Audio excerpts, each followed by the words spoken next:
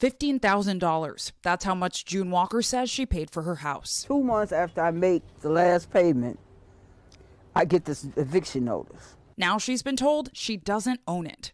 Tenants like Walker allege they've been scammed by individuals renting or selling properties they actually do not own. Sometimes the real owner shows up with the police and says, "What are you doing in my home?" Are there consequences for individuals who scam? Not that I've seen. Initially reported on by NBC's Aaron Einhorn in collaboration with Outlier Media. Cases include scammers collecting rent on foreclosed houses, renting vacant houses, or scammers filing false deeds and making fake sales. There was no glass. In Walker's case, she says she entered a rent-to-own lease agreement in 2019 with an option to buy. A big milestone for the 65-year-old, previously experiencing homelessness and battling drug addiction. I was running around the house all happy, calling everybody, hey, I made the last payment. She says upon move-in, there was no furnace or water heater and a basement filled with sewage. How high was the water in this basement? Okay, take a look at the side of this. Oh, wow, that's like an exact example. So she renovated the home with money from savings and disability. Walker says she earned about $700 a month and paid $550 a month in rent to a man named Derek who said he owned the house, though his last name was redacted from a copy of the property deed he gave Walker. When did things start going wrong? 2 months after I made the final payment.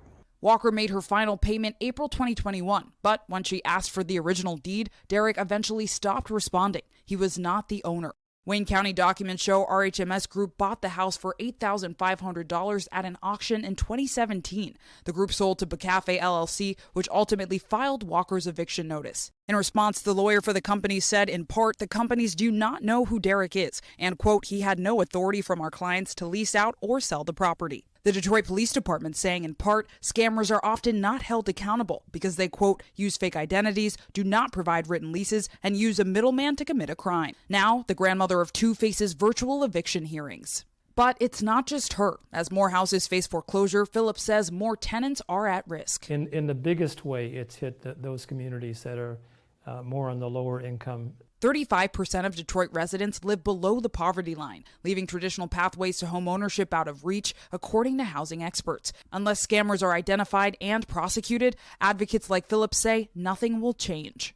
In response to the allegations, Wayne County Prosecutor's Office said in part that they sympathize with Ms. Walker's case, but that the county's mortgage and deed fraud unit did not receive a warrant request for this case. Walker's case currently remains in civil court. Now, with the federal eviction moratorium over, tens of thousands in Detroit are set to go through eviction proceedings, including June Walker, awaiting her final verdict in January.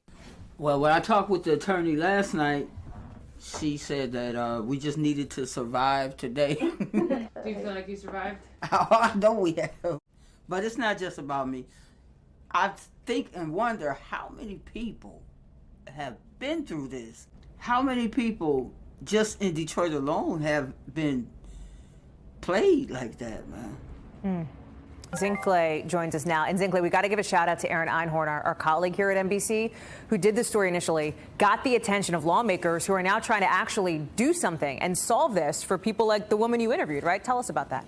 Absolutely. So right now, we've heard from the Michigan Attorney General, who actually reissued consumer alerts for housing scams just this week. That was in part in response to the reporting of Aaron Einhorn, as you said. And that's in an effort to further protect consumers. She also encouraged any victims of housing scams to come forward. As we heard in the report, if you don't report it, law enforcement keeps saying we cannot track it. We also heard from Rashida Tlaib, who told us she wants lawmakers to act with a sense of urgency. Of course, that's something we're going to have to see if they deliver on, Hallie. Zinkley Esama, thank you so much for that reporting. Appreciate it.